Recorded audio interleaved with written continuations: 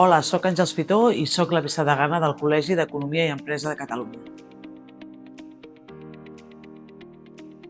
El Col·legi d'Economistes de Catalunya és una corporació de dret públic de caràcter professional que té com a objectiu donar suport a tots els professionals que es dediquen a l'àmbit de l'economia i l'empresa.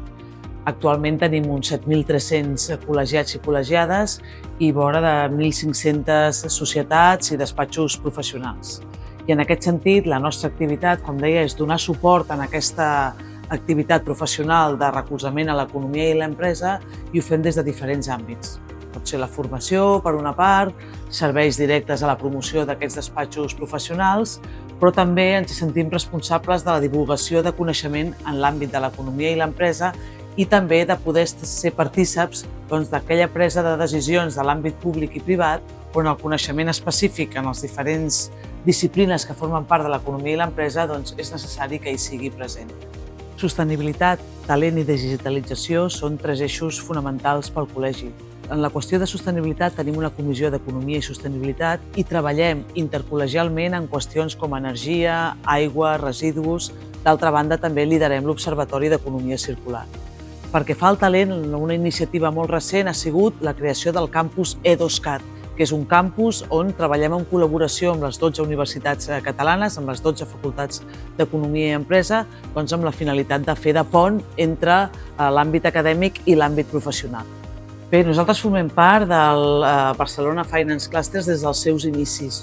Hem volgut sempre formar part d'aquestes iniciatives molt vinculades amb el nostre àmbit professional i que tenen per objectiu, podríem dir, el progrés econòmic i social.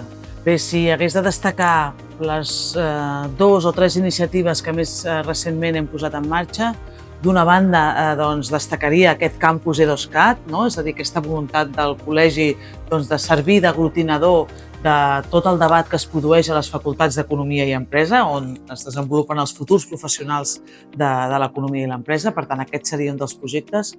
Un altre projecte seria la pròpia fundació del col·legi, que per tant amb aquest caràcter fundacional també vol promoure projectes que impactin directament a la societat passant per l'economia i potser també destacaria tota la tasca intensa de divulgació que fem del coneixement econòmic i empresarial per tal que el debat democràtic sigui més ric. Quan més conegui la gent on més coneixement tingui sobre l'economia i l'empresa, la seva participació en el debat públic, sigui quin sigui l'aspecte que s'estigui debatent, serà més ric i, per tant, més democràtic. I aquesta també voldria destacar-la com una de les grans aportacions que fem des del col·legi i a partir del coneixement que acumulen tots els nostres col·legiats i col·legiades. Tenint en compte que el sector financer és determinant per la salut no només de l'economia, sinó també del conjunt de la societat, jo el que li demanaria al sector financer seria que quan prengui decisions de qualsevol tipus tingui sempre present aquesta sensibilitat respecte al conjunt d'actors que formen part de l'ecosistema en el que ens movem.